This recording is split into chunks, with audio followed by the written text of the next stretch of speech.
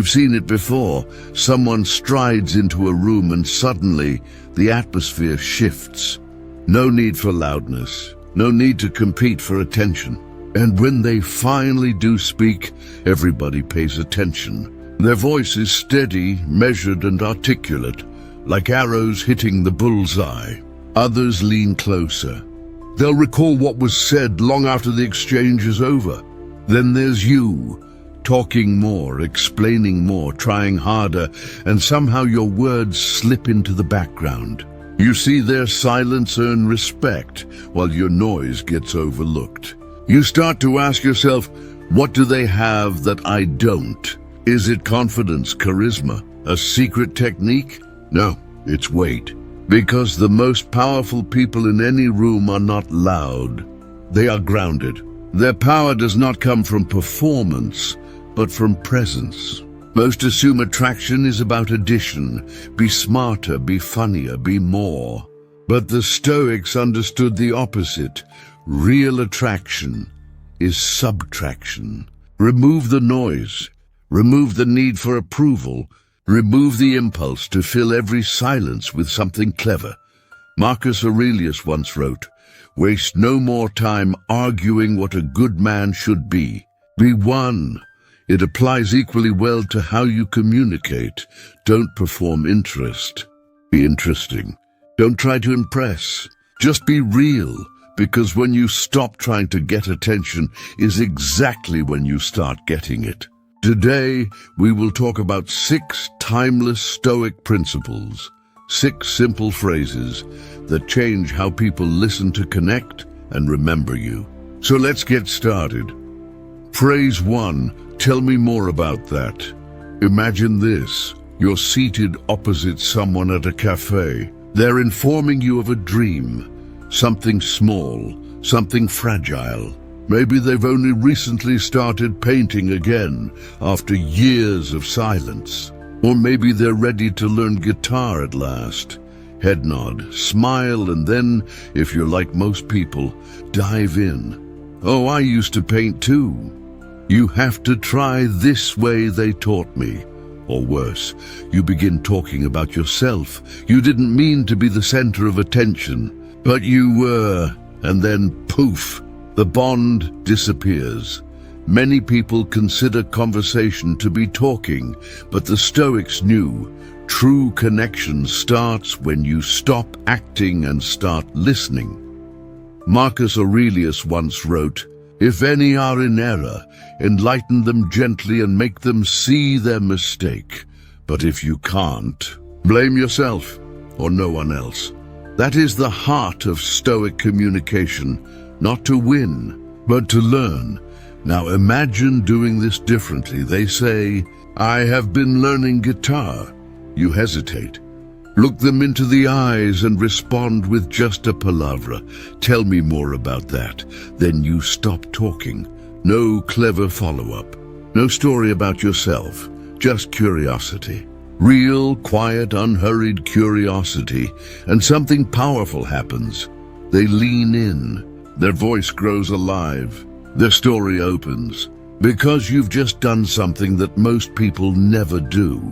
You created space. People don't hunger for attention. They hunger to be understood. They need to feel someone is really interested, not merely rehearsing their next line while pretending to listen. Epictetus said, "God gave us 2 ears and 1 mouth so we can listen twice as much as we speak." Real listening isn't passive. It's an act of respect. And when people feel heard, they feel safe. Safe enough to open up, to risk trust, to connect. So next time someone shares something with you, resist feeling that you have to perform. Don't rush to relate. Don't compete for airtime. With all your power, and yet, very quietly, tell me more about that. For the most magnetic thing you can do is to make someone else interesting. Phrase 2, I don't know. There is a strange sort of fear that lives inside most conversations. The fear of not knowing. Someone asks your opinion about something that you have never studied. Your instinct kicks in. You nod, fake confidence, and string words together that sound smart but mean nothing. We've all done it, trying to look capable instead of real. But you can feel it deep inside you when that weight in your chest occurs as you speak without speaking the truth. The Stoics had a word for this: pretension. Y ellos lo percibían como una de las grandes trampas del intelecto humano, el deseo de parecer sabio en lugar de volverse sabio. Now, imagine this instead. You're asked a question. You pause, take a breath, and simply say, "I don't know." No panic, no apology, just honesty. The air shifts. The person across from you relaxes because they no longer feel like they're in a performance. They're in a conversation. That's what confidence actually sounds like. Not the need to have all the answers, but the calm to admit when you don't. Socrates, the father of philosophy, once said, "I know that I know nothing." It wasn't weakness. It was wisdom. The moment you admit what you don't know, you open the doorway to learning. And when people sense that humility in you, they don't see ignorance. They see integrity.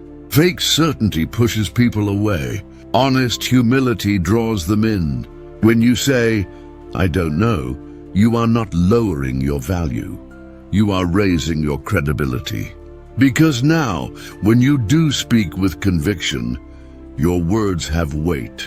They've been earned. Epictetus taught, first learn the meaning of what you say, and then speak. So stop pretending to know everything. Let the silence protect your honesty. Let curiosity replace performance. Praise 3. That sounds difficult. Picture this. Your friend sits across from you, shoulders slumped, eyes tired. They start talking about work, about burnout, about the quiet kind of struggle that doesn't show up in photos. And before they even finish, you jump in. Have you tried getting more sleep? Maybe you just need to focus on the positives. You mean well, but in that moment, you didn't help. You dismissed. You took their pain and made it a problem to be solved, when what they needed was space to feel it. The Stoics understood something profound about suffering. Not all pain needs a cure. Some pain just needs to be witnessed. Now, imagine doing something different. They say something. You listen, and when they are done, you quietly say, "That sounds difficult." Then you stop. No advice, no fixing, no comparison. Just 3 words that say, "I see you. I hear you." You're allowed to feel this. Those words do what most people can't. Validate without judgment. They give the other person permission to breathe again. Because most people don't want solutions. They want understanding. They don't need your wisdom. They need your patience. Marco Aurelius wrote, "Be tolerant with others and strict with yourself." Most people do the opposite. They're strict with others, quick to correct, to fix, to minimize, and gentle with themselves when they fail to listen. But when you learn to practice tolerance in your conversations, you create something rare: emotional safety. That's where real connection begins. Truth is, you do not have to fix people to help them. Sometimes your silence heals more than your advice ever could. So the next time someone opens up to you, do not rush to speak. Don't fill the moment with logic. Just pause and say, "That sounds difficult." Because the greatest strength isn't in solving someone's pain. It's in standing beside it quietly, until they can stand on their own. Phrase 4. Silence. Most people fear it. The quiet pause that stretches too long. The space between words where the sound disappears and the truth begins. They feel it and panic. They rush to fill it. with jokes, with stories, with noise, anything to avoid that stillness.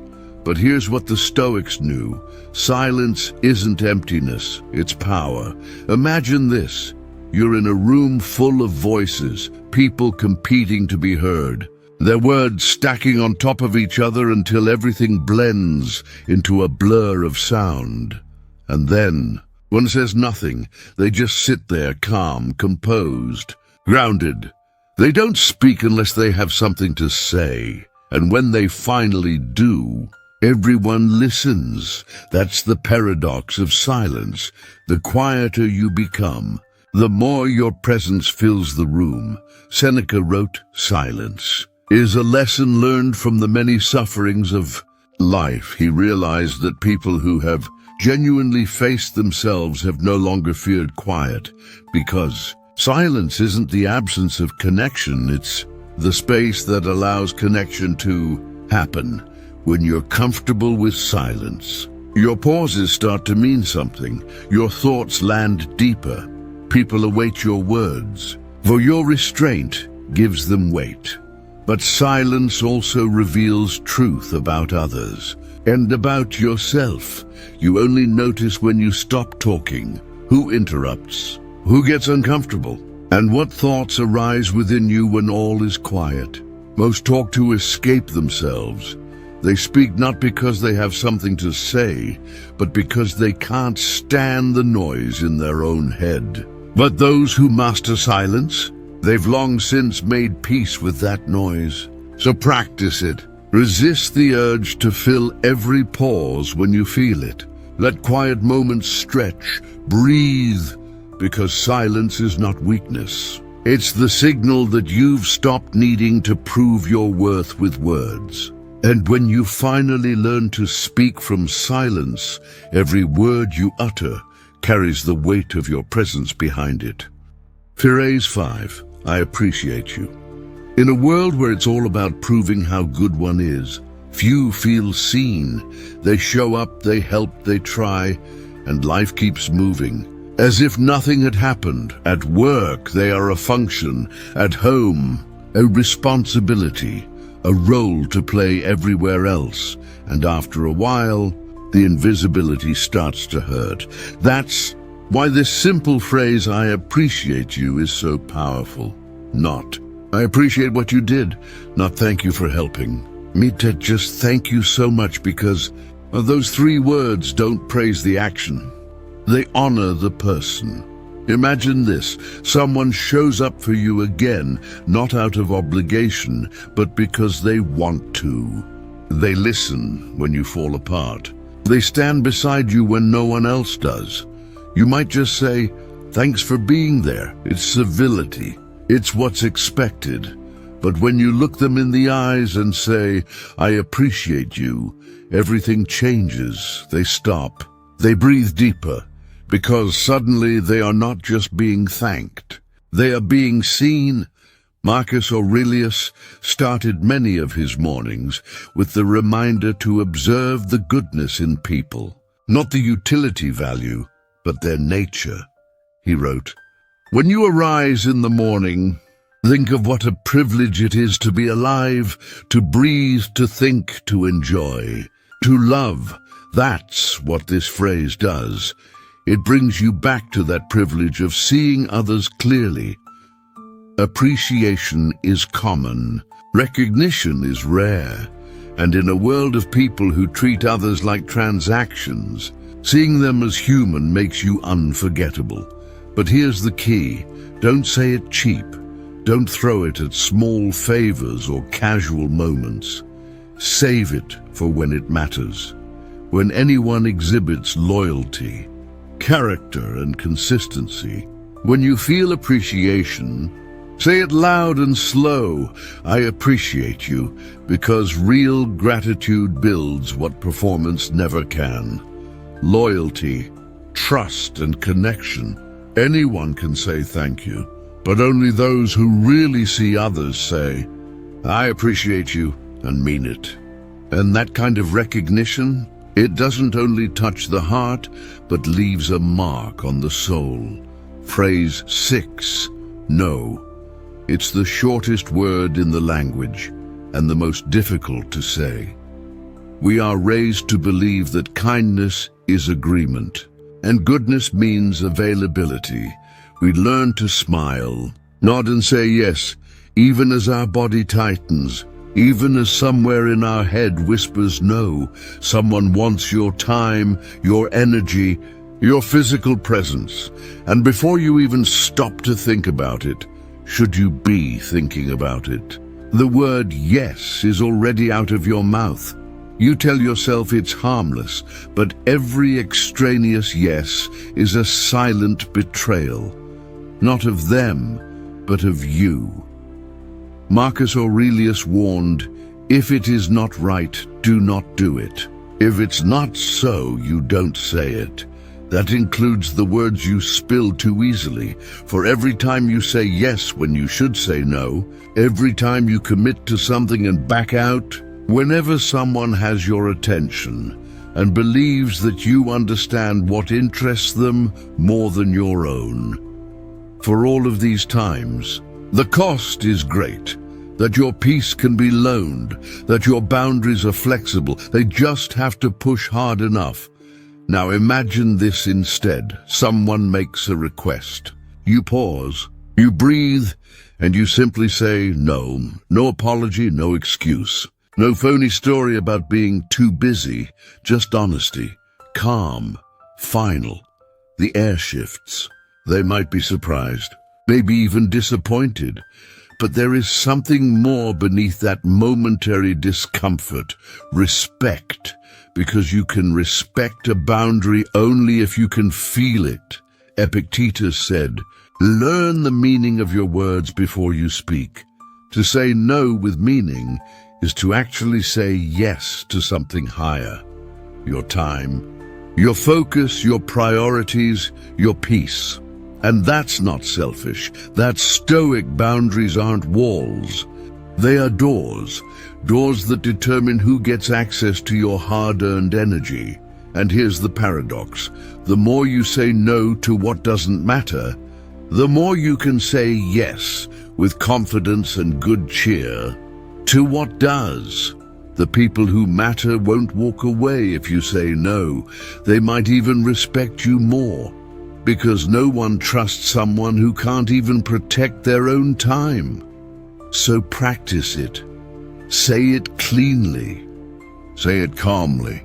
Say it without shame. For when you learn to say no with peace, you'll stop living for others and start living on purpose.